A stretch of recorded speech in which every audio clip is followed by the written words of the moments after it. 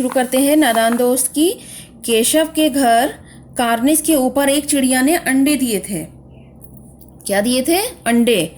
और कहाँ दिए थे? केशव के घर के ऊपर, कार्निस पर। ठीक है। दोनों बड़े ध्यान से चिड़िया को वहां आते जाते देखा करते थे। कौन दोनों? केशव और उसकी बहन।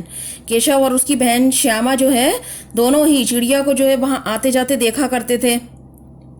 उनको देखने में दोनों बच्चों को बहुत मजा आता था कि वो चिड़िया को देखते थे तो वो दोनों भाई बहन बहुत ज़्यादा खुश होते थे। दूध और जलेबी की भी सुध उन्हें नहीं रहती थी। दोनों के दिल में तरह तरह के सवाल उठते थे। क्या सवाल उठते थे?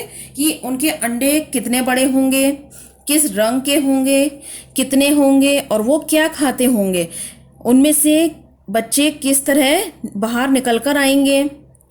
इन बातों का जवाब देने वाला कोई नहीं था उनके मन में। मतलब चिड़िया को देखकर बहुत सारे सवाल जो थे उनके मन में उठते रहते थे, उथल पुथल रहती थी उनके मन में। ठीक है। फिर क्या था कि इन बातों का जो सवाल के जो जवाब थे वो देने वाला कोई भी नहीं था। ना अम्मा को घर के काम धंधों से फुर्सत थी, ना बाबूजी को पढ़ने लिखने से। दोनों बच्चे आपस में ही सवाल जवाब करके अपने दिल को तसल्ली दिया करते थे। इस तरह क्या हुआ, 3-4 दिन गुजर गए। दोनों बच्चों की जिज्ञासा जो थी, उनकी जो जानने की इच्छा थी, वो दिन पर दिन बढ़ती जा रही थी। फिर एक सवाल अब उनके सामने आ खड़ा हुआ था। और वो क्या था सवाल? चिड़िया को लेकर ही था। उनके मन में ये सवाल आया कि गरीब बच्चे भूख के मारे चूं चूं करके मर जाएंगे। चिड़िया के जो बच्चे थे, दोनों ने फैसला कार्निस पर थोड़ा सा दाना रख देते हैं कि जब वो दाना होगा तो वो खा लेंगे तो उनका पेट भर जाएगा। फिर फैसला हुआ कि घोंसले के ऊपर कपड़े की छत बना देनी चाहिए और पानी की प्याली और थोड़े से चावल रख देने का प्रस्ताव भी स्वीकृत हो गया। ठीक है। उन्होंने सोचा कि जब हम उन बच्चों के लिए दाना और पानी रख देंगे तो उनका पेट भर जाएगा और वो अपना आराम से वहां पर बैठ के अपना खाएंगे। ठीक है। फिर क्या था, गर्मी के दिन थे, बाबूजी दफ्तर गए हुए थे, अम्मा सो गई थी। ठीक है। फिर दोनों बच्चों ने क्या किया, चुपके से उठे और बहुत धीरे से दरवाजे की सिटकनी खोलकर बाहर निकल आए। अंडों की हिफाजत की तैयारी करने लगे। ठीक है। वो उन्होंने सोचा कि हम जो है चिड़िया के बच्चों की हिफाजत करेंगे और उसका ध्यान रखेंगे कि उसे किसी चीज की कमी ना हो। ठीक है। फिर वो कहते हैं केशव ने ज्यों ही कार्निस पर हाथ रखा तो दोनों चिड़िया क्या हो गया, उड़ गई। क्यों उड़ गई वो? श्यामा दौड़कर अपनी पुरानी धोती फाड़कर एक टुकड़ा लाई।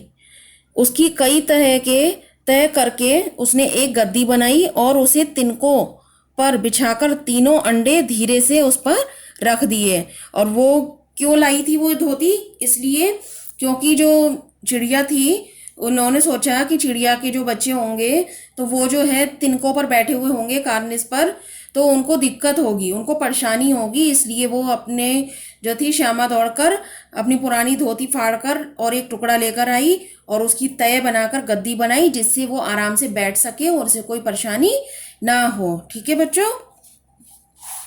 फिर क्या होता है कि अब दोनों बच्चों को नींद आ गई। जब उन्होंने चिड़िया की इतनी देखभाल करी तो उन दोनों बच्चों को अच्छे से नींद आ गई। 4 बजे यकायक श्यामा की नींद खुली। किवाड़ खुले हुए थे। वो दौड़ी हुई कार्निस के पास आई और ऊपर की तरफ ताकने लगी। वो कहाँ देख रही थी? जहां पर चिड़िया बैठी हुई थी और जहां चिड़िया के अंडे थे। संयोग से उसकी नजर नीचे आई और वो उल्टे पांव दौड़ती हुई कमरे में जाकर बोली, भैया अंडे तो नीचे पड़े हैं, बच्चे जो है उड़ गए। केशव घबराकर उठा और दौड़ता हुआ बाहर आया तो क्या देखता है कि तीनों अंडे नीचे टूटे पड़े हैं और उनसे कोई चूने की सी चीज बाहर निकल आई है। पानी की प्याली भी एक तरफ टूटी पड़ी है। वो कैसे टूट गए? वो क्या था कि फिर उनके चेहरे का जो रंग था वो तो उड़ गया और जो सहमी हुई आंखों से जमीन की तरफ वो देखने लगा। फिर वहां पर माँ आई तो माँ ने आकर टूटे हुए अंडों को देखा और गुस्से में बोली, तुम लोगों ने अंडों को छुआ होगा। फिर क्या था, श्यामा जो थी बहुत ज्यादा डर गई थी कि उसकी माँ डांट रही थी कि तुम लोगों ने जरूर अंडों को छुआ होगा तभी वो ऐसे हो गए। माँ ने कहा कि तू इतना भी बड़ा नहीं हो गया है, तू इतना बड़ा हो गया है कि तुझे इतना भी नहीं मालूम कि छूने से चिड़िया के अंडे गंदे हो जाते हैं। चिड़िया फिर उन्हें नहीं सेती। फिर क्या था, केशव को कई दिनों तक अपनी गलती पर अफसोस होता रहा। अंडों की हिफाजत करने के जोग में उनसे उनका सत्यानाश उसने जो था उनका सत्यानाश कर डाला। इसे याद कर वह कभी कभी रो भी पड़ता था।